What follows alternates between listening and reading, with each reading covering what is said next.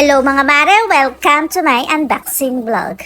For today's video nga, napabili tayo ng stand fan at dahil nasira na nga yung extra naming electric fan dahil sa sobrang init talaga ng panahon. Salamat nga sa ating sisi at napabili tayo ng ating electric fan kaagad-agad kahit wala tayong budget. Kailangan talaga to lalo na sa init ng panahon ngayon at ito nga inilalabas ko na nga sila sa box at unti-unti ko na chinecheck yung mga accessories nila kung kompleto nga at wala silang sira. At dahil busy nga si tatay at may kausap siya sa labas, tayo muna ang mag-a-assemble nito dahil kaya naman natin yung mga ganitong bagay.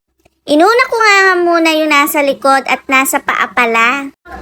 Pinaglalagyan ko na nga ng mga tornilyo dito sa paa para naman ma-set up ko na siya ng maayos. At dahil electric pan lang naman to, kayang-kaya natin tong i-assemble at ayan na nga, nakatayo na nga siya. Wow! Sabi ko nga sa mga junakis ko, wag muna nga silang malikot at makulit para naman mabuo na namin itong electric pan at dahil gagamitin nga namin ito. Hindi na nga tayo gumamit ng manual at dahil nagmamarunong nga tayo at ayan na nga, nasa kalagitnaan na nga tayo, nakatayo na yung kanyang katawan.